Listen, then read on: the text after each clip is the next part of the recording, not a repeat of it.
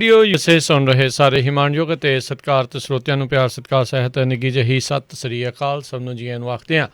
ਸੋ ਦੇ ਪ੍ਰੋਗਰਾਮ ਦੇ ਵਿੱਚ ਆਪ ਸਭ ਦਾ ਨਿੱਘਾ ਸਵਾਗਤ ਹੈ। ਪ੍ਰੋਗਰਾਮ ਲੈ ਕੇ ਹਾਜ਼ਰ ਹੋ ਚੁੱਕੇ ਹਾਂ ਖਬਰ 'ਤੇ ਨਜ਼ਰ। ਅੱਜ 27 ਫਰਵਰੀ ਦਿਨ ਹੈਗਾ ਜੀ ਸ਼ਨੀਚਰਵਾਰ। ਸਾਡੇ ਅੱਜ ਦੇ ਇਸ ਪ੍ਰੋਗਰਾਮ ਦੇ ਵਿੱਚ ਆਪਣੇ ਨਾਲ ਇਸ ਟਾਈਮ ਜੁੜ ਚੁੱਕੇ ਨੇ ਸੁਸ਼ੀਲ ਦੋਸਾਂਝ ਜੀ। ਸੁਸ਼ੀਲ ਜੀ ਜੀਆਂ ਨੂੰ ਸਵਾਗਤ ਹੈ। ਸਤਿ ਸ੍ਰੀ ਅਕਾਲ। बहुत मेहरबानी, बहुत शुक्रिया। सत श्री अकाल, आदाब ते नमस्कार करमवीर जी ते सानू सुनने वाले पंजाबी रेडियो को जिथे किते भी साडी आवाज चलती है उन्होंने सारिਆਂ ਨੂੰ भी चंडीगढ़ स्टूडियो तो सुशील दोसांझ जी प्यार दी सत श्री अकाल जी, आदाब ते नमस्कार जी।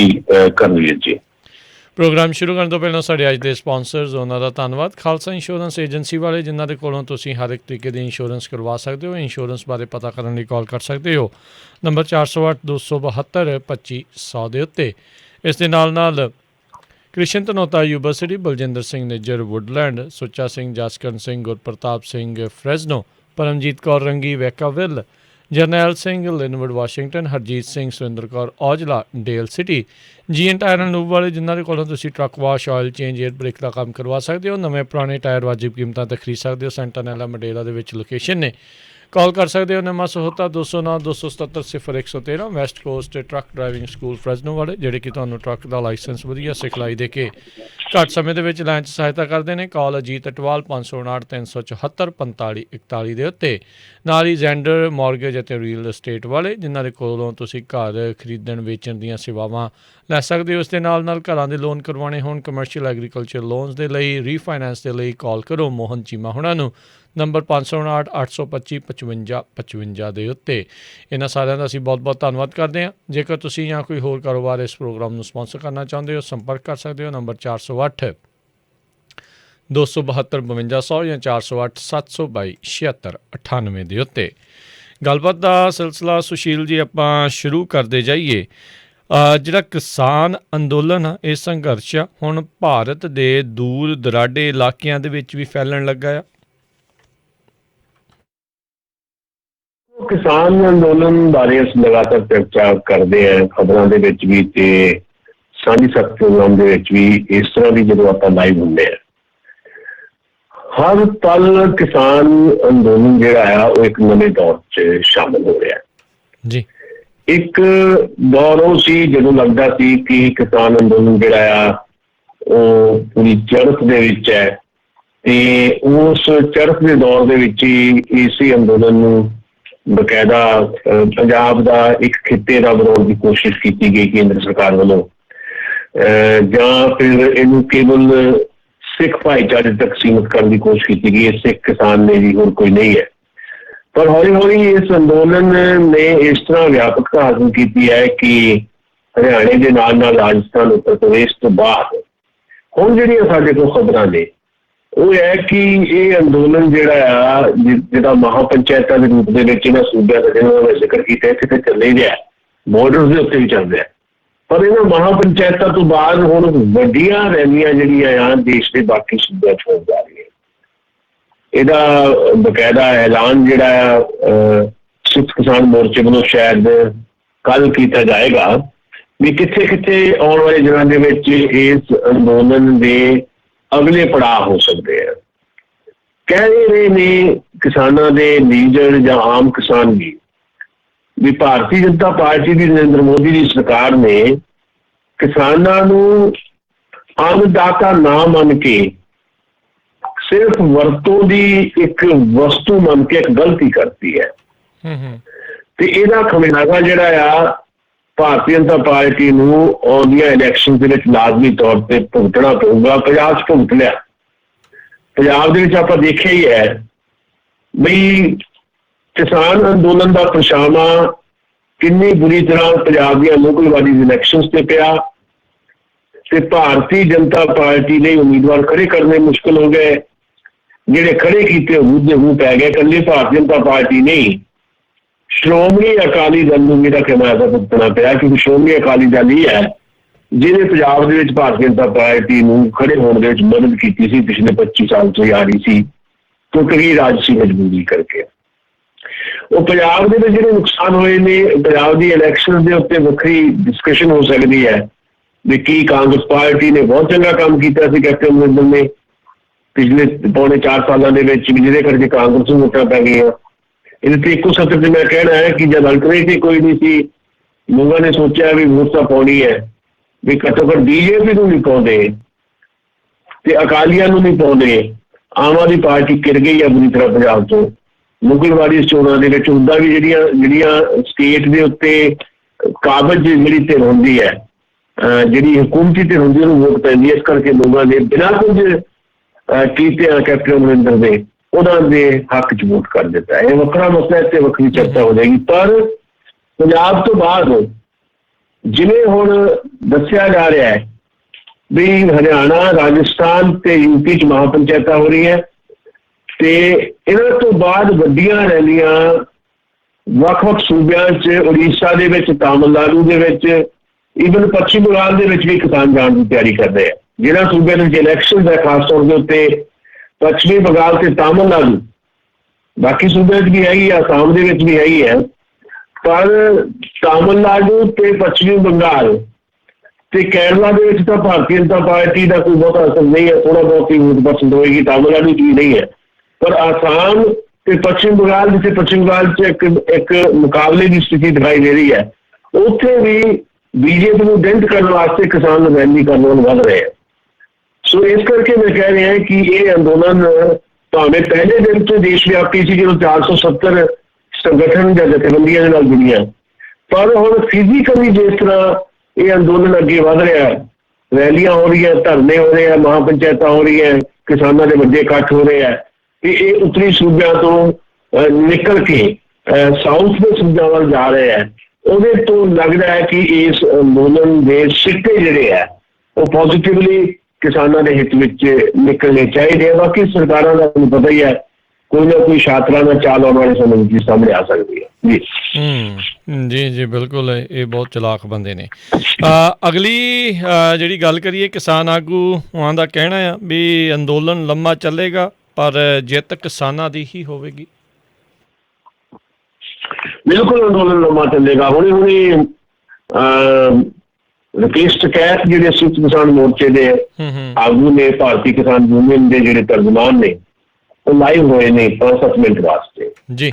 ਉਹਨਾਂ ਨੇ ਕੁਝ ਇੱਦਾਂ ਦੀਆਂ ਗੱਲਾਂ ਕੀਤੀਆਂ ਨੇ ਕਿ ਇਹ ਅੰਦੋਲਨ ਜਿਹੜਾ ਆ ਇਹ ਸ਼ਾਇਦ ਸਰਕਾਰ ਨੂੰ ਇਹ ਭਰਮ ਜਾਂ ਭੁਲੇਖਾ ਰਿਹਾ ਵੀ ਹੁਣ ਵਾਢੀ ਦਾ ਮੌਸਮ ਆ ਗਿਆ, ਕਣਕ ਦੀ ਵਾਢੀ ਹੋਣੀ ਹੈ, ਵੀ ਇਸ ਕਰਕੇ ਕਿਸਾਨ ਜਿਹੜਾ ਬਾਰਡਰ ਤੇ ਬੈਠਾ ਆ ਉਹ ਵਾਪਸ ਚਲਾ ਜਾਏਗਾ। ਪਰ ਇਹ ਭਰਮ ਸੀ ਸਰਕਾਰ ਦਾ, ਜਿਹੜਾ ਇੱਕ ਵੇ ਆਊਟ ਲੱਭਿਆ ਕਿਸਾਨਾਂ ਨੇ ਜਾਂ ਲੀਡਰਸ਼ਿਪ ਨੇ ਜਿਸ ਤਰ੍ਹਾਂ ਐਡਵਾਈਸ ਕੀਤਾ, ਉਹ ਅੱਜ ਦੱਸ ਰਹੇ ਸੀ ਕਿ ਸ਼ਿਕਾਇਤ ਵੀ ਅਸੀਂ ਇਹ ਪ੍ਰਬੰਧ ਕੀਤਾ ਹੋਇਆ ਹੈ ਕਿ ਜਿਹੜਾ ਵੀ ਕਿਸਾਨ ਅੰਦੋਲਨ ਚ ਆ ਕੇ ਬੈਠਾ ਹੈ ਉਹਦੀ ਫਸਲ ਦੀ ਸਾਂਭ ਸੰਭਾਲ ਵਾਢੀ ਜਿਹੜੀ ਹੈ ਬਾਕੀ ਪਿੰਡ ਵਾਲੇ ਲੋਕ ਰਲ ਕੇ ਕਰਨ। ਯੂਪੀ ਵੀ ਹੋ ਜਾਂ ਪੰਜਾਬ ਸੀ, ਪੰਜਾਬ ਤਾਂ ਪਹਿਲੇ ਭਾਈਚਾਰਾ ਜਿਹੜਾ ਭਾਈਚਾਰਾ ਟੁੱਟਿਆ ਹੋਇਆ ਦਿਖਾਈ ਦਿੰਦਾ ਸੀ ਪੰਜਾਬ 'ਚ, ਪਿੰਡਾਂ ਦੇ ਵਿੱਚ ਧੜੇਬਾਜ਼ੀ ਦਿਖਾਈ ਦੇ ਰਹੀ ਸੀ, ਧੜੇਬਾਜ਼ੀ ਖਤਮ ਹੋ ਗਈ। ਇਸ ਅੰਦੋਲਨ ਨੇ ਉਹਨਾਂ ਧੜੇਬਾਜ਼ੀਆਂ ਨੂੰ ਵੀ ਖਤਮ ਕੀਤਾ, ਭਰਾਵਾਂ ਦੀ ਲੜਾਈਆਂ ਖਤਮ ਕਰਤੀਆਂ ਜੀ, ਤੇ ਜਿਹੜੀਆਂ ਦੁਸ਼ਮਣੀਆਂ ਪਿੰਡਾਂ 'ਚ ਹੁੰਦੀਆਂ ਉਹ ਵੀ ਖਤਮ ਕੀਤੀਆਂ। ਮਤਲਬ ਪਿੰਡਾਂ 'ਚ ਜਿਹੜੇ ਬਾਰੀਸ਼ਰ ਲੋਕ ਆ ਰਹੇ ਨੇ, ਅਸੀਂ ਤਾਂ ਪੰਜਾਬ ਤਾਂ ਅਸੀਂ ਅੱਖੀਂ ਦੇਖ ਰਹੇ ਹਾਂ ਨਾ, ਵੀ ਪਿੰਡਾਂ ਦੇ ਵਿੱਚੋਂ ਮੰਨ ਲਓ 10 ਲੋਕ ਚਲੇ ਗਏ ਆ ਟਰਾਲੀ ਲੈ ਕੇ, ਉਧਰੋਂ ਫਿਰ ਜਿਹੜੇ 10-15 ਦਿਨ ਬੈਠਣ ਤੋਂ ਬਾਅਦ ਉਹ ਜਿਹੜੇ 10 ਲੋਕ ਵਾਪਸ ਆ ਰਹੇ ਆ ਤੇ ਇੱਧਰੋਂ ਜਿਹੜੇ ਆ 10-12 ਨਵੇਂ ਜਾ ਰਹੇ ਆ। ਮਤਲਬ ਗਿਣਤੀ ਜਿਹੜੀ ਹੈ ਬਾਰਡਰ ਤੇ ਨਹੀਂ ਘਟਦੀ, ਤੇ ਜਿਹੜੇ 10 ਬੰਦਿਆਂ ਦਾ ਆਉਣ ਜਾਣ ਲੱਗਾ ਰਹਿੰਦਾ ਹੈ, 10 ਦਿਨ ਤੁਸੀਂ ਬੈਠੋ, 10 ਦਿਨ ਅਸੀਂ ਬੈਠਾਂਗੇ। ਉਹ ਜਦੋਂ ਪਿੰਡ ਚਲੇ ਜਾਂਦੇ ਆ ਤੇ ਜਿਹੜੇ ਬਾਰਡਰ ਤੇ ਗਏ ਹੁੰਦੇ ਆ ਕਿਸਾਨ, ਉਹਨਾਂ ਦੇ ਖੇਤਾਂ ਦਾ ਕੰਮ ਉਹ ਸਾਂਭਦੇ। ਇੱਕ ਕੋਆਪਰੇਟਿਵ ਤਰੀਕਾ ਅਪਣਾ ਲਿਆ ਪਿੰਡਾਂ ਦੇ ਵਿੱਚ, ਇੱਕ ਕੋਆਪਰੇਟਿਵ ਤਰੀਕਾ, ਜਿਹੜਾ ਕੋਆਪਰੇਟਿਵ ਬੈਂਕ ਕੰਮ ਕਰਦੇ ਆ ਨਾ, ਇਹਦਾ ਕੋਆਪਰੇਟਿਵ ਤਰੀਕਾ ਬਣਾ ਲਿਆ, ਟੀਮਾਂ ਬਣਾ ਲਈਆਂ ਪਿੰਡਾਂ ਦੇ ਵਿੱਚ।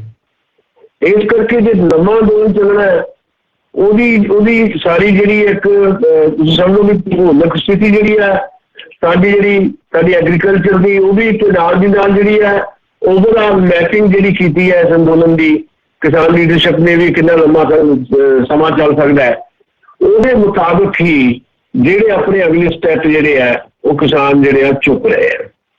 ਉਹ ਲੰਬਾ ਅੰਦੋਲਨ ਚੱਲਣਾ ਇਸੇ ਕਰਕੇ ਬਾਰੀਆਂ ਬੰਦ ਗਈਆਂ ਨੇ। ਜੀ ਇਹ ਜਿਹੜਾ ਕਲਚਰ ਹੈ, ਇਹ ਕਲਚਰ ਪੰਜਾਬ ਤੋਂ ਹੁੰਦਾ ਆਇਆ ਹਰਿਆਣਾ ਤੇ ਰਾਜਸਥਾਨ ਤੇ ਯੂਪੀ ਤੱਕ ਪਹੁੰਚ ਚੁੱਕਾ ਹੈ। ਯੂਪੀ ਅਤੇ ਰਾਜਸਥਾਨ ਤਾਂ ਫਿਜ਼ੀਕਲੀ ਬਹੁਤ ਵੱਡੀ ਪੱਧਰ ਤੇ ਇਨਵੋਲਵ ਹੋ ਗਏ ਨਾ ਇਸ ਅੰਦੋਲਨ ਦੇ ਵਿੱਚ। ਬਾਕੀ ਜਿਹੜੀਆਂ ਦੂਜੀਆਂ ਸਟੇਟਸ ਹੈ ਉੱਥੇ ਜਿਹੜਾ ਵੱਖਰੇ ਤਰੀਕੇ ਦੇ ਨਾਲ ਜਿਹੜੀ ਅੰਦੋਲਨ ਦੀ ਜਿਹੜੀ ਤਿਆਰੀ ਚੱਲ ਰਹੀ ਹੈ, ਆਉਣ ਵਾਲੇ ਅੰਦੋਲਨ ਦੀ ਜਿਹੜਾ ਲੰਬਾ ਚੱਲਣਾ, ਉਹ 'ਚ ਨਵੇਂ ਐਕਸ਼ਨ ਪਲਾਨ ਵੀ ਹੋਣੇ। ਉਹ ਨਵੇਂ ਐਕਸ਼ਨ ਪਲਾਨ ਕਿੱਦਾਂ ਸਿਰੇ ਜਾਣਨੇ ਹੈ, ਇਹਦੇ ਤੇ ਵੀ ਚਰਚਾ ਹੋ ਰਹੀ ਹੈ ਜੀ। ਜੀ ਜੀ ਬਿਲਕੁਲ। ਅਗਲੀ ਸੁਸ਼ੀਲ ਜੀ ਆਪਾਂ ਗੱਲ ਕਰੀਏ ਤਾਂ ਕਹਿੰਦੇ ਕਿਸਾਨ ਨੇਤਾ ਇਹਨਾਂ ਦਾ ਪੂਰਾ ਭਰੋਸਾ ਆ ਵੀ ਕੇਂਦਰ ਦੀ ਮਜਬੂਰੀ ਬਣੂਗੀ ਜਿਹੜੀ ਆ ਇਹ ਕਿਸਾਨ ਅੰਦੋਲਨਕਾਰੀਆਂ ਦੀ ਜਿਹੜੀ ਗੱਲ ਨੂੰ ਜਿਹੜਾ ਉਹ ਮੰਨਣਾ, ਅਖੀਰ ਦੇ ਵਿੱਚ ਇਹ ਕੁਛ ਤਾਂ ਹੋਣਾ ਹੀ ਹੋਣਾ।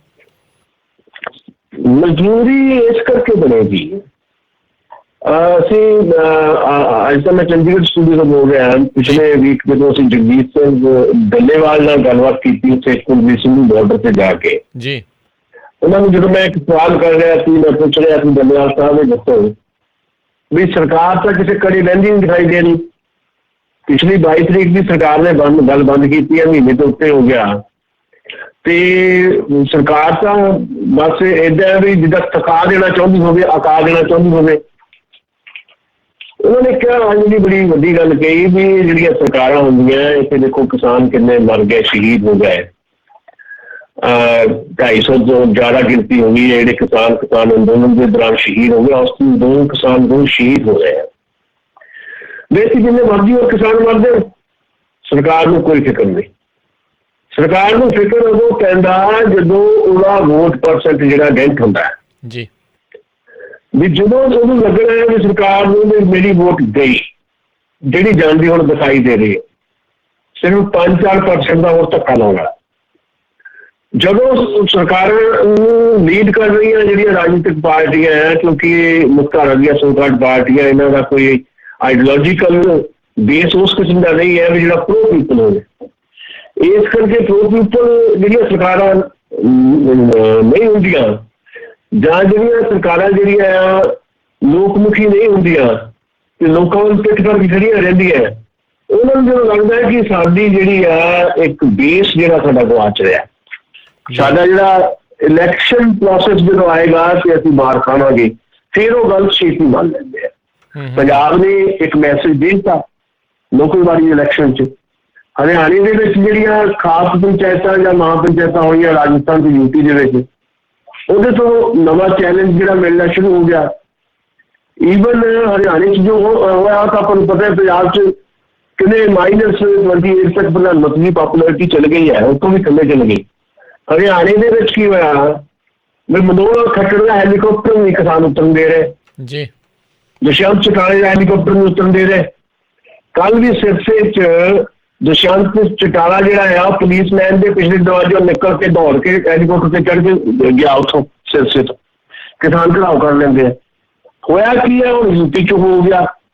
ਯੂਪੀ ਜਿਹੜਾ ਕੋਰ ਵੋਟ ਸੀ ਭਾਰਤੀ ਜਨਤਾ ਪਾਰਟੀ ਦਾ, ਇਹ ਜਿਹਨਾਂ ਜਾਟ ਭਾਈਚਾਰਾ ਯੂਪੀ ਵਾਲਾ, ਸਨੀ ਰਕੇਸ਼ ਟਕੈਤ ਦਾ ਪਰਿਵਾਰ, ਇਹ ਸਾਰੇ ਬੀਜੇਪੀ ਨੂੰ ਵੋਟ ਕਰਨ ਵਾਲੇ ਬੰਦੇ ਆ। ਖੁਦ ਕਿਹਾ ਕਈ ਵਾਰੀ ਰਕੇਸ਼ ਟਕੈਤ ਨੇ ਵੀ ਸਾਡੇ ਤੋਂ ਗਲਤੀ ਹੋ ਗਈ ਭਾਈ ਇਹਨਾਂ ਨੂੰ ਵੋਟ ਪਾ ਕੇ।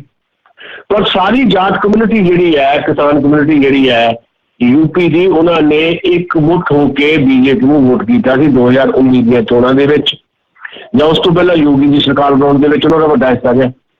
ਜਦੋਂ ਹੁਣ ਇਹ ਅੰਦੋਲਨ ਉੱਥੇ ਪਹੁੰਚਿਆ ਮਹਾਪੰਚਾਇਤਾਂ ਰਾਹੀਂ, ਰਕੇਸ਼ ਟਕੈਤ ਦੇ 28 ਜਨਵਰੀ ਦੇ ਹੰਝੂਆਂ ਤੋਂ ਬਾਅਦ ਜਿੱਦਾਂ ਇਸ ਅੰਦੋਲਨ ਨੇ ਕਲਵਟ ਲਈ, ਉਸ ਤੋਂ ਬਾਅਦ ਯੂਪੀ ਦੇ ਵਿੱਚ ਭਾਰਤ ਸਰਕਾਰ ਦਾ ਮੰਤਰੀ ਸੰਜੀਵ ਬਾਲੀਆ ਜਾਂਦਾ ਲੋਕਾਂ ਨੂੰ ਸਮਝਾਉਣ।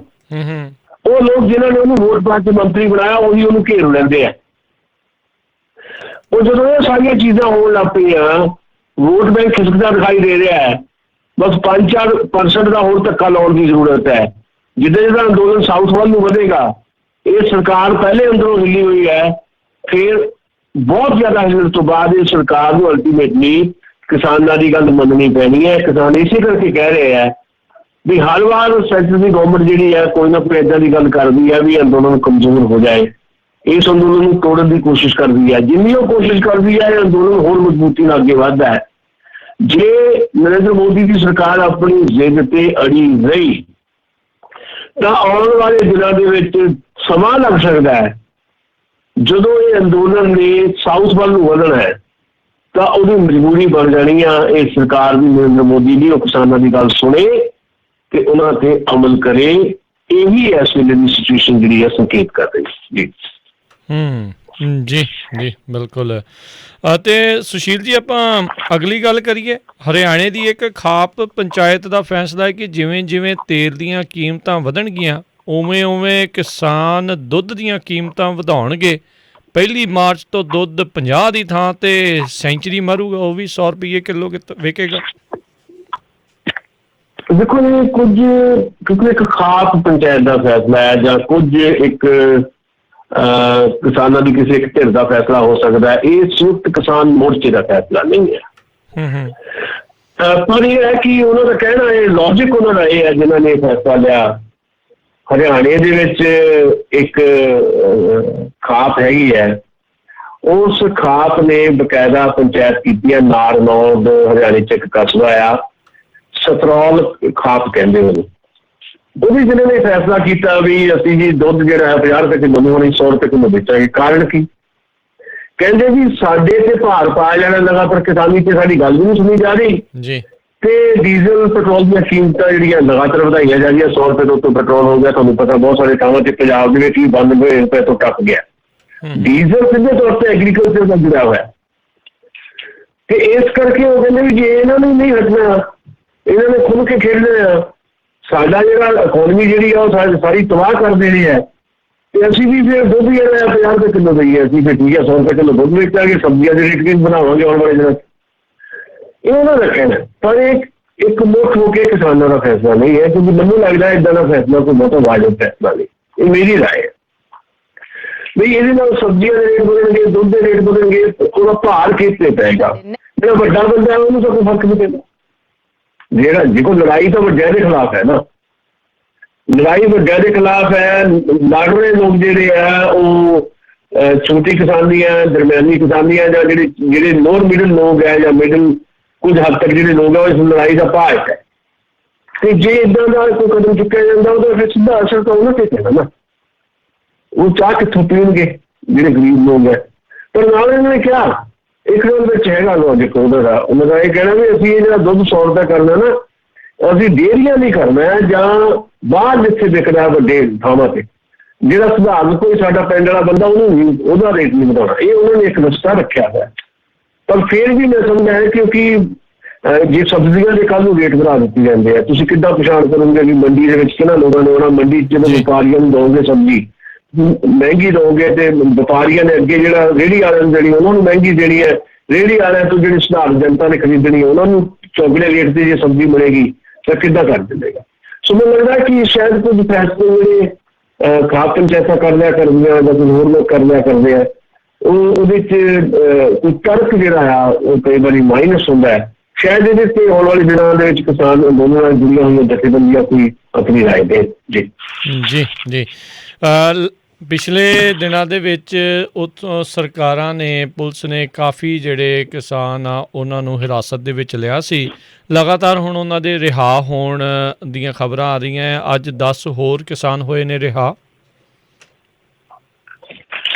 ਕੱਲ ਉਹ ਲੜਕੀ ਜਿਹੜੀ ਨਵਦੀਪ ਕੌਰ ਨੂੰ ਰਿਹਾ ਕਰ ਦਿੱਤਾ ਗਿਆ ਸੀ, ਉਹਦੀਆਂ 2 ਕੇਸਾਂ 'ਚ ਜ਼ਮਾਨਤਾਂ ਹੋ ਗਈ ਹੈ ਤੇ ਅੱਜ ਸਾਨੂੰ ਖਬਰ ਮਿਲੀ ਕਿ 10 ਹੋਰ ਕਿਸਾਨ ਜਿਹੜੇ ਹੈ ਉਹਨਾਂ ਨੂੰ ਤਿਹਾੜ ਜੇਲ੍ਹ 'ਚੋਂ ਰਿਹਾ ਕਰ ਦਿੱਤਾ ਗਿਆ।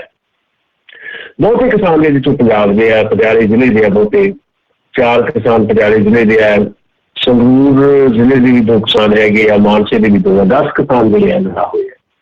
ਕੁੱਲ ਮਿਲਾ ਕੇ ਹੁਣ ਤੱਕ 65 ਦੇ ਕਰੀਬ ਗਿਣਤੀ ਦੱਸੀ ਗਈ ਹੈ ਵੀ ਜਿਹੜੇ ਕਿਸਾਨ ਜ਼ਮਾਨਤਾਂ ਤੇ ਬਾਹਰ ਆ ਗਏ ਨੇ। ਇਹਦੇ 'ਚ ਬੜੀ ਇੰਪੋਰਟੈਂਟ ਗੱਲ ਇਹ ਹੈ ਵੀ ਨਵਦੀਪ ਕੌਰ ਸਣੇ ਜਿੰਨੇ ਵੀ ਲੋਕ ਬਾਹਰ ਆਏ ਨੇ ਜੇਲ੍ਹਾਂ 'ਚ, ਜਿਹੜਾ 26 ਜਨਵਰੀ ਨੂੰ ਗਲਤ ਰੂਪ ਤੇ ਚੜ੍ਹ ਕੇ ਜਾਂ ਭੋਲੇ ਭਾਅ ਚਲੇ ਗਏ ਤੇ ਜਾਂ ਸੁਧਾਰਨੇ ਜਿਹੜੇ ਉੱਤੇ ਗਏ ਹੋਏ ਸੀ ਉਹਨਾਂ ਨੂੰ ਗ੍ਰਿਫਤਾਰ ਕਰ ਲਿਆ ਗਿਆ, ਝੂਠੇ ਪਰਚੇ ਦਰਜ ਕੀਤੇ ਗਏ ਤੇ ਇਹਦੀ ਪੈਰਵੀ ਜਿਹੜੀ ਆ ਮਨਜਿੰਦਰ ਸਿੰਘ ਸਿਰਸੇ ਉਹਨਾਂ ਨੇ ਵੀ ਕੀਤੀ ਹੈ ਵਿਸ਼ੇਸ਼ ਤੌਰ ਦੇ ਉੱਤੇ, ਜਿਹੜੇ ਦਿੱਲੀ ਗੁਰਦੁਆਰਾ ਪ੍ਰਬੰਧਕ ਕਮੇਟੀ ਦੇ ਪ੍ਰਧਾਨ ਨੇ। ਨਾਲ ਸੰਯੁਕਤ ਕਿਸਾਨ ਮੋਰਚੇ ਨੇ ਵੀ ਇੱਕ ਲੀਗਲ ਪੈਨਲ ਬਣਾਇਆ 150 ਵਕੀਲਾਂ ਦਾ। ਉਹਨਾਂ ਦੇ ਸਾਂਝੇ ਯਤਨਾਂ ਨਾਲ 65 ਦੇ ਕਰੀਬ ਕਿਸਾਨ ਜਿਹੜੇ ਰਿਹਾ ਹੋ ਗਏ, ਨੌਜਵਾਨ ਰਿਹਾ ਹੋ ਗਏ। ਪਰ ਵੱਡੀ ਗੱਲ ਇਹ ਹੈ ਕਿ ਲੋਕਾਂ ਵਿੱਚ ਜਿਹੜੇ ਰਿਹਾ ਹੋ ਕੇ ਆ ਰਹੇ ਉਹਨਾਂ ਦੇ ਵਿੱਚ ਕਿਸੇ ਕਿਸਮ ਦੀ ਨਿਰਾਸ਼ਾ ਜਾਂ ਉਦਾਸੀ ਨਹੀਂ। ਉਹ ਲੋਕ ਬਕਾਇਦਾ ਫਿਰ ਤੋਂ ਮੋਰਚੇ 'ਚ ਆ ਕੇ ਬਹਿ ਗਏ। ਇਹ ਵੱਡੀ ਗੱਲ ਹੈ। ਜਿਵੇਂ ਨਵਦੀਪ ਕੌਰ ਨੇ ਵੀ ਕਿਹਾ, ਅੱਜ ਉਹ ਸਿੰਘੂ ਦੀ ਮੇਨ ਸਟੇਜ ਤੋਂ ਭਾਸ਼ਣ ਵੀ ਦਿੱਤਾ, ਉਹਨੇ ਪ੍ਰੈਸ ਕਾਨਫਰੰਸ ਵੀ ਕੀਤੀ ਵੀ ਜਿਨ੍ਹਾਂ ਲੋਕਾਂ ਕਰਕੇ ਮੈਂ ਹੁਣ ਰਿਹਾ ਹੋਈ ਹੈ, ਮੈਂ ਉਹਨਾਂ ਦਾ ਸਾਥ ਛੱਡ ਕੇ ਨਹੀਂ ਜਾਣਾ, ਮੈਂ ਇਸ ਮੋਰਚੇ 'ਚ ਰਹੂੰ। ਇਹਦੇ ਬਾਕੀ ਬਹੁਤ ਸਾਰੇ ਕਿਸਾਨ ਜਿਹੜੇ ਆ ਉਹ ਇੱਕ ਅੱਧੇ ਦਿਨ ਦੇ ਘਰ ਜ਼ਰੂਰ ਜਾਣਗੇ, ਲਾਜ਼ਮੀ ਹੁੰਦਾ, ਫਿਰ ਵਾਪਸ ਮੋਰਚੇ 'ਚ ਆ ਕੇ ਬੈਠ ਜਾਣਗੇ। ਜਿਹੜੇ ਪਹਿਲਾਂ ਰਿਹਾ ਹੋਏ ਉਹ ਤੋਂ ਬਹੁਤੇ ਮੋਰਚੇ 'ਚ ਆ ਕੇ ਬੈਠ ਗਏ। ਸੋ ਜੇਲ੍ਹਾਂ ਦਾ ਡਰਾਵਾ ਜਾਂ ਜੇਲ੍ਹ ਦੇ ਅੰਦਰ ਜਿਸਮਾਨੀ ਤਸ਼ੱਦਦ ਵੀ ਜਿਹੜਾ ਆ ਕਿਸਾਨੀ ਅੰਦੋਲਨ ਦੀ ਜਿਹੜੀ ਇੱਕ ਅਹਿਦ ਦੀ ਭਾਵਨਾ ਆ, ਲੜਨ ਦੀ, ਜੂਝ ਬਣਨ ਦੀ ਜਿਹੜੀ ਭਾਵਨਾ ਆ, ਅਮਨਮਈ ਤਰੀਕੇ ਦੇ ਨਾਲ, ਸ਼ਾਂਤਮਈ ਤਰੀਕੇ ਨਾਲ, ਉਸ ਭਾਵਨਾ ਨੂੰ ਉਹ ਤਸ਼ੱਦਦ ਵੀ ਜਿਹੜਾ ਹੈ ਧਿਆਨ ਰੱਖਿਆ, ਸਗੋਂ ਉਹ ਭਾਵਨਾ ਹੋਰ ਮਜ਼ਬੂਤ ਹੋਈ ਹੈ। ਜੀ ਜੀ ਬਿਲਕੁਲ, ਇਹਦੇ ਵਿੱਚ ਕੋਈ ਦੋ ਰਾਵਾਂ ਨਹੀਂ ਆ ਵੀ ਹੁਣ ਲੋਕ ਜਿਹੜਾ ਹੋਰ ਵੀ ਜ਼ਿਆਦਾ ਇਸ ਦੇ ਵਿੱਚ ਸ਼ਿੱਦਤ ਦੇ ਨਾਲ ਜਿਹੜੇ ਉਹ ਡਟੇ ਹੋਏ ਨੇ। ਆਪਾਂ ਪੈਟਰੋਲ ਡੀਜ਼ਲ ਦੀਆਂ ਕੀਮਤਾਂ ਦੀ ਗੱਲ ਕੀਤੀ ਸੀ, ਪੰਜਾਬ ਦੇ ਵਿੱਚ ਵੀ ਲੱਕ ਤੋੜ ਰਿਹਾ ਜੀ ਇਹ, ਇੱਥੇ ਵੀ ਰੇਟ ਵੱਧਦਾ ਹੀ ਜਾ ਰਿਹਾ, 92 ਰੁਪਈਏ ਤੱਕ ਹੋ ਗਿਆ। ਦੇਖੋ ਪੰਜਾਬ 'ਚ ਵੀ ਵੱਧ ਰਿਹਾ ਤੇ ਸਾਰੇ ਦੇਸ਼ 'ਚ ਵੀ ਵੱਧ ਰਿਹਾ। ਅੱਜ ਵੀ ਪੈਟਰੋਲ ਤੇ ਡੀਜ਼ਲ ਦੀਆਂ ਕੀਮਤਾਂ 'ਚ 3 ਦਿਨ ਬਾਅਦ ਫਿਰ ਤੋਂ ਵਾਧਾ ਕੀਤਾ ਗਿਆ ਤੇ ਕੁਝ ਥਾਵਾਂ ਦੇ ਉੱਤੇ ਰਾਜਸਥਾਨ, ਮੱਧ ਪ੍ਰਦੇਸ਼ ਦੇ ਵਿੱਚ 100 ਰੁਪਏ ਤੋਂ ਉੱਤੇ ਪੈਟਰੋਲ ਜਿਹੜਾ ਹੋ ਗਿਆ। ਜਦੋਂ ਜ਼ਿਕਰ ਕੀਤਾ ਕਿ ਪੈਟਰੋਲ ਤੇ ਡੀਜ਼ਲ ਜਦੋਂ ਵੱਧਦੇ ਆ, ਉਹਦਾ ਸਿੱਧੇ ਤੌਰ ਦੇ ਉੱਤੇ ਇੱਕ ਤਾਂ ਸਾਡਾ ਐਗਰੀਕਲਚਰ ਤੇ ਟਰਾਂਸਪੋਰਟ ਜਿਹੜਾ ਹੈ ਉਹਦੇ ਨਾਲ ਅਸੀਂ ਮਹਿੰਗਾਈ ਤਾਂ ਵਧੇਗੀ ਲਾਜ਼ਮੀ। ਮਤਲਬ ਨਵੇਂ ਸਾਲ 'ਚ ਹੁਣ ਫਰਵਰੀ ਦਾ ਮਹੀਨਾ ਚੱਲਦਾ, ਨਵਾਂ ਸਾਲ ਤੁਸੀਂ ਲਾ ਲਓ, ਨਵੇਂ ਸਾਲ 'ਚ ਫਰਵਰੀ ਦੀ ਅੱਜ ਹੋ ਗਈ 27 ਤਰੀਕ, ਯਾਨੀ 2 ਮਹੀਨੇ ਹੋ ਗਏ, ਕੱਲ੍ਹ ਨੂੰ ਮਹੀਨਾ ਖਤਮ ਹੈ। 25 ਵਾਰ ਪੈਟਰੋਲ ਤੇ ਡੀਜ਼ਲ ਦੀਆਂ ਕੀਮਤਾਂ ਵਧੀਆਂ, 25 ਵਾਰ। ਕੱਲੇ ਫਰਵਰੀ ਮਹੀਨੇ 'ਚ 15 ਵਾਰ, ਮਤਲਬ ਹੁਣ ਹੋ ਗਿਆ 17 ਵਾਰ ਕੱਲੇ ਫਰਵਰੀ ਮਹੀਨੇ ਦੇ ਵਿੱਚ ਵੱਧ ਚੁੱਕੀ ਹੈ। ਹੁਣ ਇਹਦੇ ਵਿੱਚ ਇੱਕ ਕੁਐਸਚਨ ਇੱਕ ਆ ਜਾਂਦਾ ਵੀ ਪਿਛਲੇ ਸਾਂਝਾ ਪ੍ਰੋਗਰਾਮ ਵਿੱਚ ਡਿਟੇਲ ਚਰਚਾ ਕੀਤੀ ਸੀ, ਪਰ ਕਿਉਂਕਿ ਰੋਜ਼ ਹੀ ਖਬਰ ਆ ਰਹੀ ਹੈ ਤੇ ਅਸੀਂ ਇੱਥੇ ਇੰਨੀ ਕੀ ਚਰਚਾ ਕਰਨੀ ਹੈ ਬਹੁਤੀ ਬਰੀਫਲੀ ਵੀ ਇਹਦਾ ਕਾਰਨ ਕੀ। ਕਾਰਨ ਬਹੁਤਾ ਚਰਚਾ 'ਚ ਆ ਰਿਹਾ ਹੈ ਜੀ, ਦੇਖੋ ਜੀ ਜਿਹੜਾ ਗਵਰਨਮੈਂਟ ਜਿਹੜੀ ਆ ਐਕਸਾਈਜ਼ ਡਿਊਟੀ ਜਿਹੜੀ ਲਾਉਂਦੀ ਹੈ, ਪੈਟਰੋਲ ਤੇ 32 ਪੈਸੇ ਹੈ, ਡੀਜ਼ਲ ਤੇ 31 ਪੈਸੇ ਹੈ, ਪਰ ਕੇਵਲ ਇਹੀ ਮਾਮਲਾ ਹੈ ਜਾਂ ਕੋਈ ਹੋਰ ਮਾਮਲਾ ਵੀ ਹੈ। ਤੇ ਇਹਦੇ ਤੇ ਜਿਹੜਾ ਕੱਚਾ ਤੇਲ ਜਿਹੜਾ ਜਿਹਨੂੰ ਆਪਾਂ ਕਹਿੰਦੇ ਆ ਕੱਚਾ ਤੇਲ, ਉਹਦੀਆਂ ਕੀਮਤਾਂ ਕੀ ਇਹਦੇ ਤੇ ਅਸਰ ਪਾਉਂਦੀਆਂ ਨਹੀਂ ਪਾਉਂਦੀਆਂ, ਇਹ ਵੀ ਇੱਕ ਆਪਣੇ ਆਪ ਦੇ ਵਿੱਚ ਸਵਾਲ ਹੈ। ਪਰ ਰਿਐਲਿਟੀ ਇਹ ਹੈ ਕਿ ਕੱਚੇ ਤੇਲ ਦੀਆਂ ਕੀਮਤਾਂ ਜਦੋਂ ਵੱਧਦੀਆਂ ਇੰਟਰਨੈਸ਼ਨਲ ਮਾਰਕੀਟ ਦੇ ਵਿੱਚ, ਤਾਂ ਭਾਰਤ ਦੀ ਸਰਕਾਰ ਜਿਹੜੀ ਹੈ ਇਹ ਬਹਾਨਾ ਲਾ ਕੇ ਪੈਟਰੋਲ ਤੇ ਡੀਜ਼ਲ ਦੀਆਂ ਕੀਮਤਾਂ ਇੱਕਦਮ ਜ਼ਿਆਦਾ ਵਧਾ ਦਿੰਦੀ ਹੈ ਵੀ ਲਓ ਜੀ ਕੱਚੇ ਤੇਲ ਦੀਆਂ ਕੀਮਤਾਂ ਵੱਧ ਗਈਆਂ ਇੰਟਰਨੈਸ਼ਨਲ ਮਾਰਕੀਟ ਦੇ ਵਿੱਚ। ਪਰ ਜਦੋਂ ਕੱਚੇ ਤੇਲ ਦੀਆਂ ਕੀਮਤਾਂ ਡਿੱਗਦੀ ਹੈ ਫਿਰ ਉਸ ਰੇਸ਼ੋ ਦੇ ਵਿੱਚ ਪੈਟਰੋਲ ਤੇ ਡੀਜ਼ਲ ਦੀ ਜਿਹੜੀ ਕੀਮਤ ਹੈ ਉਹ ਘਟਾਈ ਨਹੀਂ ਜਾਂਦੀ। ਹੁਣ ਇੱਥੇ ਪ੍ਰੋਬਲਮ ਇਹ ਹੈ ਵੀ ਇੱਕ ਤਾਂ ਸੈਂਟਰ ਗਵਰਨਮੈਂਟ ਜਿਹੜੀ ਹੈ ਐਕਸਾਈਜ਼ ਡਿਊਟੀ ਲਾਉਂਦੀ ਹੈ ਪੈਟਰੋਲ ਤੇ 32 ਪੈਸੇ ਤੇ ਡੀਜ਼ਲ ਤੇ 31 ਪੈਸੇ, ਫਿਰ ਸਟੇਟ ਦਾ ਵੱਖਰਾ ਟੈਕਸ ਹੁੰਦਾ, ਉਹਦੇ ਨਾਲ ਕੀ ਹੁੰਦਾ ਹੈ ਕਿ ਉਹ ਡਬਲ ਹੋ ਜਾਂਦਾ ਹੈ। ਸੋ ਇਹ ਜਿਹੜਾ ਆਪਣੇ ਆਪ ਦੇ ਵਿੱਚ ਬਹੁਤ ਵੱਡਾ ਮਸਲਾ ਆ। ਕਿਸੇ ਕਿਸਮ ਦਾ ਜਿਹੜਾ ਮਾਰਕੀਟ ਦੇ ਉੱਤੇ ਕੰਟਰੋਲ ਨਹੀਂ ਹੈ ਤੇ ਆਇਲ ਪ੍ਰੋਡਕਸ਼ਨ ਦਾ ਵੀ ਮਸਲਾ ਹੁੰਦਾ। ONGC ਪਬਲਿਕ ਸੈਕਟਰ ਦੀ ਕੰਪਨੀ ਹੈ ਜੀ। ਦੇਸ਼ ਭਾਰਤ ਦੇ ਵਿੱਚ ਜਿੰਨਾ ਵੀ ਡੋਮੈਸਟਿਕ ਕਰੂਡ ਆਇਲ ਪ੍ਰੋਡਕਸ਼ਨ ਹੁੰਦਾ ਹੈ ਉਹਦਾ 30% ਤੋਂ ਜ਼ਿਆਦਾ ਜਿਹੜਾ ਆ ONGC ਇਕੱਲਿਆਂ ਪ੍ਰੋਡਿਊਸ ਕਰਦੀ ਹੈ। ਹੁਣ ਜੇ ਇਹ ਕੰਪਨੀ ਜਿਹੜੀ ਪਬਲਿਕ ਸੈਕਟਰ ਦੀ ਇਹਨੂੰ ਕਮਜ਼ੋਰ ਕਰਨਾ ਆ ਤਾਂ ਫਿਰ ਡੋਮੈਸਟਿਕ ਕਰੂਡ ਆਇਲ ਪ੍ਰੋਡਕਸ਼ਨ ਕਿੱਦਾਂ ਹੋ। ਤੇ ਪ੍ਰਧਾਨ ਮੰਤਰੀ ਨਰਿੰਦਰ ਮੋਦੀ ਜਿੰਨੇ ਮਰਜ਼ੀ ਦਾਅਵੇ ਕਰੀ ਜਾਣ, ਉਹਨਾਂ ਦੇ 7 ਸਾਲ ਦੇ ਕਾਰਜਕਾਲ ਦੇ ਵਿੱਚ ਜਿੰਨਾ ਵੀ ਜਿਹੜਾ ਸਾਡਾ ਪਬਲਿਕ ਸੈਕਟਰ ਕਮਜ਼ੋਰ ਕੀਤਾ ਗਿਆ, ਆਇਲ ਦੀ ਇਹ ਜਿਹੜੀ ਇੱਕੋ ਇੱਕ ਪਬਲਿਕ ਸੈਕਟਰ ਦੀ ਸਾਡੀ ਸਰਕਾਰੀ ਕੰਪਨੀ ਆ ONGC, ਇਹਨੂੰ ਵੀ ਕਮਜ਼ੋਰ ਕੀਤਾ ਗਿਆ। ਇਸ ਕਰਕੇ ਸਾਰੀਆਂ ਚੀਜ਼ਾਂ ਹੋ ਰਹੀਆਂ। ਦੂਜਾ ਕੰਟਰੋਲ ਕੋਈ ਨਹੀਂ ਹੈ ਮਾਰਕੀਟ ਦੇ ਉੱਤੇ। ਜਦੋਂ ਐਗਰੀਕਲਚਰ ਦੀ ਗੱਲ ਕਰਦੇ ਹਾਂ, ਜਦੋਂ ਜ਼ਮੀਨਾਂ ਦੀ ਗੱਲ ਕਰਦੇ ਹਾਂ, ਇਸੇ ਕਰਕੇ ਤਾਂ ਵਿਰੋਧ ਹੈ ਵੀ ਜਦੋਂ ਤੁਸੀਂ ਪਬਲਿਕ ਸੈਕਟਰ ਖਤਮ ਕਰ ਰਹੇ ਐਗਰੀਕਲਚਰ ਸਾਰਾ ਜਿਹੜਾ ਪ੍ਰਾਈਵੇਟ ਪਲੇਅਰਾਂ ਨੂੰ ਦੇ ਦੇਣਾ ਆ ਤੇ ਇੱਥੇ ਕਾਂਟਰੈਕਟ ਫਾਰਮਿੰਗ ਹੋਣੀ ਹੈ, ਵੱਡੇ ਵੱਡੇ ਫਾਰਮ ਹੋ ਜਾਣੇ 1000 ਕਿੱਲੇ ਦੇ। ਜਿਹੜਾ ਮਾਲਕ ਆ ਖੇਤ ਦਾ, 2 ਖੇਤਾਂ ਦਾ, 3 ਖੇਤਾਂ ਦਾ, ਉਹ ਉਹਨਾਂ ਨੂੰ ਦੇ ਕੇ ਆਪਣਾ ਬੂਟਾ ਉਹਨੇ ਵਧਾ ਲੈਣਾ ਤੇ ਉਹਨੇ ਆਪਣੇ ਖੇਤ ਮਜ਼ਦੂਰੀ ਕਰਨੀ ਹੈ। ਇਸੇ ਤਰ੍ਹਾਂ ਹੋਣਾ ਜਿੱਦਾਂ ਹੁਣ ਇਹ ਤੇਲ ਦਾ ਅਸੀਂ ਦੇਖ ਰਹੇ ਹਾਂ ਜਾਂ ਐਜੂਕੇਸ਼ਨ ਦਾ ਸੈਕਟਰ ਦੇਖ ਰਹੇ ਹਾਂ ਜਾਂ ਅਸੀਂ ਹੈਲਥ ਦਾ ਸੈਕਟਰ ਦੇਖ ਰਹੇ ਹਾਂ, ਇਸੇ ਕਰਕੇ ਵਿਰੋਧ ਹੈ ਨਾ। ਸੋ ਤੇਲ ਦੀਆਂ ਕੀਮਤਾਂ ਦਾ ਇੰਟਰਨੈਸ਼ਨਲ ਮਾਰਕੀਟ ਦੇ ਜਿਹੜੇ ਰੇਟ ਹੈ ਉਹਦਾ ਬਹਾਨਾ ਵੀ ਕਰਦੇ ਆ, ਪਰ ਤੁਸੀਂ ਦੇਖੋ ਵੀ $136 ਪਰ ਬੈਰਲ ਤੱਕ ਵੀ ਇੰਟਰਨੈਸ਼ਨਲ ਮਾਰਕੀਟ ਦੇ ਵਿੱਚ ਕੱਚੇ ਤੇਲ ਦੀਆਂ ਕੀਮਤਾਂ ਰਹਿ ਚੁੱਕੇ ਆ। ਅੱਜ $61 ਹੈ, ਪਰ ਤੁਸੀਂ ਉਹ ਉਸ ਵੇਲੇ ਕੀ ਰੇਟ ਸੀ ਭਾਰਤ ਦੇ ਵਿੱਚ ਜਾਂ ਸਾਡੇ ਗੁਆਂਢੀ ਮੁਲਕਾਂ ਦੇ ਮੁਕਾਬਲੇ ਕਿੰਨਾ ਕੁ ਰੇਟ ਹੈ ਪੈਟਰੋਲ ਤੇ ਡੀਜ਼ਲ ਦਾ, ਇਹਨੂੰ ਜਦੋਂ ਅਸੀਂ ਦੇਖਾਂਗੇ, ਪਿਛਲੇ ਹਫ਼ਤੇ ਗੱਲ ਵੀ ਕੀਤੀ ਸੀ, ਤਾਂ ਪਤਾ ਲੱਗਦਾ ਹੈ ਵੀ ਕਿੰਨੀ ਵੱਡੀ ਪੱਧਰ ਤੇ ਜਿਹੜਾ ਹੈ ਲੋਕਾਂ ਦੀ ਲੁੱਟ ਹੈ। ਇਹ ਉਹੀ ਸਰਕਾਰ ਹੈ, ਇਹੀ ਸਰਕਾਰ ਤੋਂ ਲੋਕ ਬੈਠੇ ਹੈ। ਜਦੋਂ ਪਿਛਲੀ ਵਾਰੀ ਡਾਕਟਰ ਮਨਮੋਹਨ ਸਿੰਘ ਦੀ ਸਰਕਾਰ ਸੀ ਤੇ ਉਦੋਂ ਜਦੋਂ ਪੈਟਰੋਲ ਦੀਆਂ ਕੀਮਤਾਂ ਉਸ ਵੇਲੇ 60 ਰੁਪਏ ਤੋਂ 65 ਰੁਪਏ ਦੇ ਨੇੜੇ ਤੇੜੇ ਸੀ, ਤਾਂ ਚਾਹੇ ਗੈਸ ਸਿਲੰਡਰ ਜਿਹੜਾ ਘਰ ਦੀ ਰਸੋਈ ਵਾਲਾ, ਉਹ ਗੈਸ ਸਿਲੰਡਰ ਚੱਕ ਕੇ ਪੈਟਰੋਲ ਦੀਆਂ ਕੀਮਤਾਂ ਦੇ ਖਿਲਾਫ ਜਿਵੇਂ ਮੁਜ਼ਾਹਰੇ ਕੀਤੇ ਜਾਂਦੇ ਸੀ, ਸਮ੍ਰਿਤੀ ਇਰਾਨੀ ਤੇ ਸੁਸ਼ਮਾ ਸਵਰਾਜ ਵਗੈਰਾ, ਤੇ ਸੁਸ਼ਮਾ ਸਵਰਾਜ ਦੀ ਤਾਂ ਕੀ ਗੱਲ ਕਰਨੀ ਹੈ, ਉਸ ਜਹਾਨ ਤੇ ਨਹੀਂ, ਕਿ ਸਮ੍ਰਿਤੀ ਇਰਾਨੀ ਜਾਂ ਬਾਬਾ ਰਾਮਦੇਵ, ਉਹ ਕਹਿੰਦਾ ਸੀ ਦੱਸੋ ਤੁਹਾਨੂੰ ਪੈਟਰੋਲ ਬੜੀ ਸਰਕਾਰ ਨਹੀਂ ਚਾਹੀਦੀ ਜਿਹੜਾ ਪੈਟਰੋਲ 35 ਰੁਪਏ ਲੀਟਰ ਦੇਵੇ। ਕਿ ਅੱਜ ਨਾ ਬਾਬਾ ਰਾਮਦੇਵ ਬੋਲੇ, ਨਾ ਸਮ੍ਰਿਤੀ ਇਰਾਨੀ ਬੋਲੇ, ਲੌਜਿਕ ਕੋਈ ਨਹੀਂ ਹੈ, ਤਰਕ ਹੀ ਕੋਈ ਨਹੀਂ ਹੈ, ਝੂਠ ਬੋਲਣ ਵਾਲਾ ਸਾਰਾ ਕੁਝ ਧੰਦਾ ਹੋ ਚੁੱਕਾ ਰਾਜਨੀਤੀ। ਜੀ ਜੀ ਸੁਸ਼ੀਲ ਜੀ, ਜੇ ਇੱਕ ਹੋਰ ਆਪਾਂ ਗੱਲ ਕਰਦੇ ਜਾਈਏ, ਇੱਕ ਪਾਸੇ ਜਿਹੜੇ ਪਿੰਡਾਂ ਦੇ ਕਿਸਾਨ ਆ ਉਹ ਗਏ ਹੋਏ ਨੇ ਸੰਘਰਸ਼ ਦੇ ਉੱਤੇ, ਤੇ ਪਿੱਛੋਂ ਜਿਹੜੀ ਪੰਜਾਬ ਦੀ ਸਰਕਾਰ ਆ ਉਹ ਪਿੰਡਾਂ ਦੀਆਂ ਪੰਚਾਇਤੀ ਜ਼ਮੀਨਾਂ ਦੀ ਕੁਰਕੀ ਵੀ ਕਰਨੀ ਉਹਨਾਂ ਨੇ ਸ਼ੁਰੂ ਕਰਤੀ ਆ। ਆਕਸ਼ਨ ਦੇ ਉੱਤੇ ਜਿਹੜੀਆਂ ਹਿਲਾ ਦਿੱਤੀਆਂ ਬੀਤੇ ਦਿਨਾਂ ਦੇ ਵਿੱਚ, ਅਖਬਾਰ ਦੇ ਵਿੱਚ ਉਹ ਆਕਸ਼ਨ ਨੋਟਿਸ ਦੇਖਿਆ ਗਿਆ ਸੀਗਾ। ਇਸ ਪਿੱਛੇ ਕੀ ਮਸਲਾ ਹੈਗਾ ਹੈ ਜੀ ਪੂਰਾ? ਦੇਖੋ, ਜੋ ਨਾ ਜੀ ਸਾਡੀ ਸਰਕਾਰ ਹੈ ਇਸ ਵੇਲੇ ਕੈਪਟਨ ਮੋਦੀ, ਮੈਂ ਤੁਹਾਨੂੰ ਹੋਰ ਦੱਸਦਾ ਜੀ, ਇਹ ਤਾਂ ਹੁਣ ਜਿਹੜੀਆਂ ਚੋਣਾਂ ਹਨ ਨਾ ਜੀ 2022 ਦੀਆਂ ਪੰਜਾਬ ਵਿਧਾਨ ਸਭਾ ਦੀਆਂ ਚੋਣਾਂ, ਤਾਂ ਰਾਜਸੀ ਮਜਬੂਰੀ ਦੇ ਵਿੱਚ ਕਦੇ ਕਦੇ ਕਿਸਾਨਾਂ ਦੇ ਹੱਕ ਵਿੱਚ ਕੈਪਟਨ ਅਮਰਿੰਦਰ ਬੋਲਦੇ ਆ। ਪੰਜਾਬ ਵਿਧਾਨ ਸਭਾ ਦੇ ਵਿੱਚ ਉਹ ਜਿਹੜੇ ਕੇਂਦਰੀ ਕਾਨੂੰਨ ਹੈ ਉਹਨਾਂ ਦਾ ਅਸਰ ਖਤਮ ਕਰਨ ਵਾਸਤੇ ਆਪਣੇ ਬਿੱਲ ਲੈ ਕੇ ਆਉਂਦੇ ਆ। ਇਹ ਤਾਂ ਬੋਲਦੇ ਆ ਵੀ ਇਹ ਜ਼ਮੀਨ ਮਿਲ ਜਾਣੀ ਹੈ ਜੇ ਕਿਸਾਨਾਂ ਦੇ ਅੰਦੋਲਨ ਦੇ ਖਿਲਾਫ ਕੋਈ ਨਾ ਕੋਈ ਗੱਲ ਕਰਨਗੇ, ਪਰ ਇਹਦੇ ਵਿੱਚ ਵੀ ਜਿਹੜੇ ਫੰਨੇ ਹੁੰਦੇ ਆ, ਸਰਕਾਰੀ ਅਧਿਕਾਰੀ ਹੁੰਦੇ ਆ, ਉਹ ਰੂਟੀਨ ਦੀ ਇੱਕ ਜਿਹੜੀ ਉਹਨਾਂ ਦੀ ਆਦਤ ਹੁੰਦੀ ਉਹਦੇ ਮੁਤਾਬਕ ਚੱਲਦੇ ਆ। ਕਈ ਵਾਰੀ ਇਹ ਵੀ ਹੁੰਦਾ ਕਿ ਸਰਕਾਰ ਵੱਲੋਂ ਕੁਝ ਡਾਇਰੈਕਸ਼ਨ ਹੁੰਦੀਆਂ ਵੀ ਹਾਲੇ ਕੋਈ ਕਿਸੇ ਕਿਸਮ ਦਾ ਐਕਸ਼ਨ ਨਹੀਂ ਲੈਣਾ, ਪਰ ਉਹਦੇ ਬਾਵਜੂਦ ਅਧਿਕਾਰੀ ਜਿਹੜੇ ਆ ਆਪਣੇ ਅਧਿਕਾਰੀ ਲੈਵਲ ਤੇ ਇੱਦਾਂ ਦੇ ਐਕਸ਼ਨ ਲੈ ਲੈਂਦੇ, ਜਿੱਥੋਂ ਇੱਦਾਂ ਦੀਆਂ ਕੋਈ ਖਬਰ ਆ ਰਹੀ ਹੈ। ਉਹਦਾ ਵਿਰੋਧ ਵੀ ਉਹਦੇ ਲਾਜ਼ਮੀ ਤੌਰ ਦੇ ਉੱਤੇ ਇੱਕ ਹੋਰ ਬਣ ਰਿਹਾ ਹੈ, ਇੱਕ ਨੈਸ਼ਨਲ ਜਿਹੜਾ ਹਾਈਵੇ ਬਣ ਜਾ ਰਿਹਾ ਹੈ ਜੀ, ਉਹ ਮਥੁਰਾ ਤੋਂ ਉੱਧਰ ਜੰਮੂ ਤੱਕ, ਉਹਦਾ ਵੀ ਜ਼ਮੀਨਾਂ ਜਿਹੜੀਆਂ ਲਈਆਂ ਜਾ ਰਹੀਆਂ ਆ, ਉਹ ਧੱਕੇ ਨਾਲ ਜਬਰੀ ਲਈਆਂ ਜਾ ਰਹੀਆਂ ਕੌਂਦੀਆਂ ਨੇ ਪਾਕਿਸਤਾਨਾਂ ਤੋਂ, ਤੇ ਉਹਦੇ ਤੇ ਵੀ ਹੁਣ ਵਿਰੋਧ ਸ਼ੁਰੂ ਹੋਇਆ। ਈਵਨ ਜੇ ਸਰਕਾਰ ਲੋਕਪੱਖੀ ਹੋਵੇ ਕੈਪਟਨ ਅਮਰਿੰਦਰ ਦੀ, ਤਾਂ ਫਿਰ ਲਾਜ਼ਮੀ ਤੌਰ ਦੇ ਉੱਤੇ ਕਿਸਾਨਾਂ ਲਈ ਤਾਂ ਹੇਜ ਦਿਖਾਉਂਦੀ ਹੈ, ਪਰ ਪ੍ਰੈਕਟਿਸ ਦੇ ਵਿੱਚ ਆਹ ਕੁਝ ਹੋ ਰਿਹਾ। ਨਾਲ ਦੀ ਨਾਲ ਪ੍ਰੈਕਟਿਸ ਇਹ ਹੋ ਰਿਹਾ ਵੀ ਜਦੋਂ ਬੇਰੁਜ਼ਗਾਰ ਅਧਿਆਪਕ ਜਿਹੜਾ ਹੈ ਰੁਜ਼ਗਾਰ ਮੰਗਣ ਜਾਂਦਾ ਹੈ, ਚਾਹੇ ਪਟਿਆਲੇ ਮੋਤੀ ਮਹਿਲ ਨੂੰ ਜਾਵੇ, ਚਾਹੇ ਚੰਡੀਗੜ੍ਹ ਨੂੰ ਆਵੇ, ਤੇ ਡਾਂਗਾ ਨਾਲ ਮੀਂਹ ਜਿਹੜਾ ਉਹਨਾਂ ਤੇ ਬਣਾਇਆ ਜਾਂਦਾ ਹੈ। ਉਹ ਸਾਰੀਆਂ ਚੀਜ਼ਾਂ ਸਮਝਣ ਵਾਲੀਆਂ ਵੀ ਇਹ ਸਰਕਾਰਾਂ ਜਿਹੜੀਆਂ ਇਹਨਾਂ ਦਾ ਪੋਲੀਟੀਕਲ ਪ੍ਰੈਕਟਿਸ ਚੇਂਜ ਹੈ।